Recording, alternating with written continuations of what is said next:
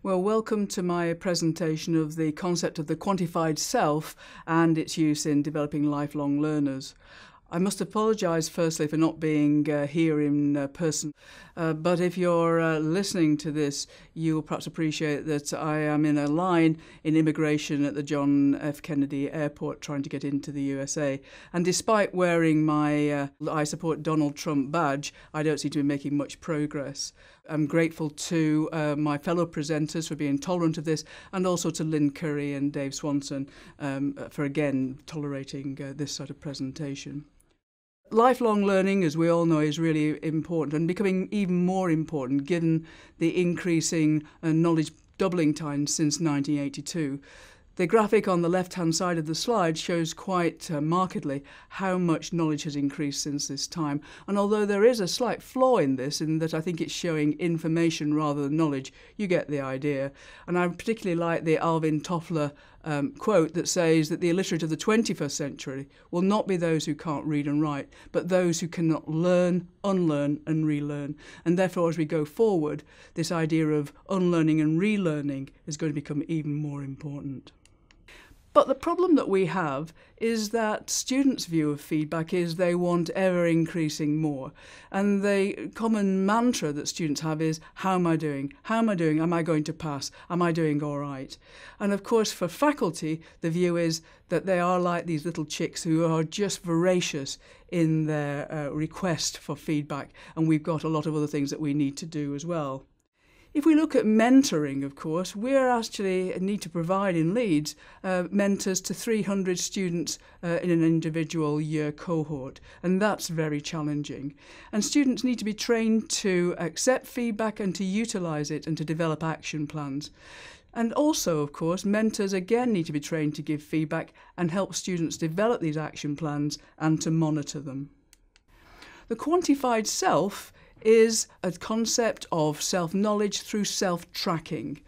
But of course, as we know, as Einstein has said, not everything in life can be measured, and that the important things in life may not be able to be measured at all. So quantified self really revolves around finding meaning, finding your own personal meaning in your own personal data. Medical schools, of course, have vast amounts of student data and data on student performance. And the question we asked ourselves was whether we could use this data to develop a comprehensive learner profile which we could share with the learner and which they could use to actually develop their own learning journey.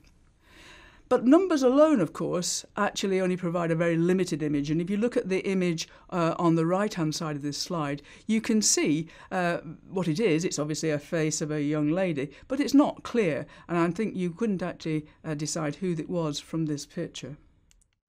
However, we have got other data in addition to assessment grades. We have a large amount of narrative feedback on performance. And we wanted to look at text analytics to see if we can provide a more complete picture than just numbers alone. And that would, of course, allow us to provide the picture that you see on the right-hand side of this slide, which is of Marie Curie, and gives you a much more detailed representation of her. So our vision was to take all the data that we have, and you can see some of it here, which is exam-based assessment, OSCE assessment, clinical skills feedback, project feedback, and resource uses, that is what resources they're using at in the medical school, and to provide that back to students in a way which was visually understandable and visually appealing, and so that students could actually use that to look at how they would go forward, to identify areas of strength and areas for development. It was important to us that we actually did this in co-design with students and tutors, and my colleague will talk about the co-design methods later on. I'm now going to introduce my colleague Alicia Petrakovic, who did the textual analytics. The challenge in using the quantified self approach is trying to find deeper meaning in the data. And we want to get more holistic view of the learning process of our students. To do that, we make use of data analytics. In particular, we focus on two types. Firstly, text analytics, for example, narrative feedback that students get, so that we can understand more of the context of the assessment. Secondly, we use temporal analytics in order to get a longitudinal view of the data to track students' progress. Co-production and co-design with students and tutors was very important to us, as many times in the past we've built resources that students really haven't found very helpful. And so I'm going to hand over to my colleague Rosie Dent-Spargo to talk about what we did in co-production and co-design. So over the last few months on myPAL, we've had 2 phases of co-design. In both phases, we've worked with students, with clinicians out on placements, and with academics. So in phase 1 of this co-design, we were really focusing on the sort of patterns that we thought might be useful for us to represent to students in myPAL. So what we did in the sessions was we gathered around a big table with lots of pens and papers.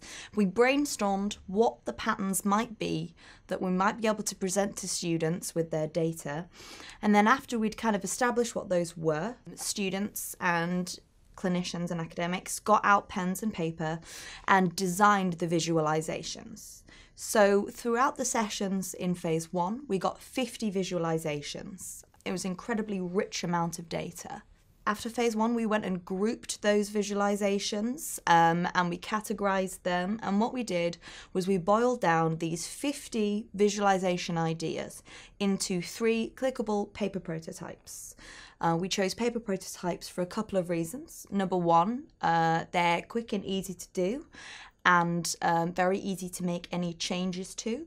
And also they help manage expectations by not looking too complete. So in phase 2, we did another round of workshops with the same groups of people, and we went through each of the 3 prototypes, playing with them, clicking through them, and thinking about any changes or additions that could be made to those. So I hope you can see that the myPAL project, the Personal Adaptive Learning Project, will help students to contextualise the results of their assessments, to develop a holistic awareness of their progress through the course.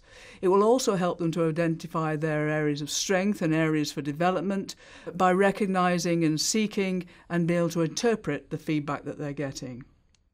I'd now finally like to hand over to my colleague Vanya Dimitrova, who is the research lead for the myPAL project, to explain what future research directions we're taking the project in. Our future directions are to realize the ambitious vision of providing a digital companion for personalized adaptive learning. As Rosie pointed out, right now we are implementing the visualizations from phase 2. Which will be the first stage of providing prompts for self-regulation. In the future, we will also provide intelligent interventions, which will accompany the visualizations to provide, to further promote self-regulated learning. We are developing this by tapping into data and bringing artificial intelligence techniques. This goes into 2 directions. On the one hand, we are analyzing the data to see if we can note any useful patterns, which will be for the students or for the tutors, and will be helpful to trigger the self-regulation and also be useful for the mentoring process. So we're looking at using process mining to identify notable common paths of going through the material, going through, for example, placements, and this is at a cohort level. We also are looking at using text analytics methods to look into the feedback which is given to the students to identify whether there are any notable patterns within the feedback. For example, a particular skill which has been practiced, or probably giving too short feedback or probably too lengthy feedback. We're also looking at the student's action plan to see if we can identify any notable patterns within the action plan. For example, lack of confidence, or not just being reflective, not being actually putting concrete actions in place.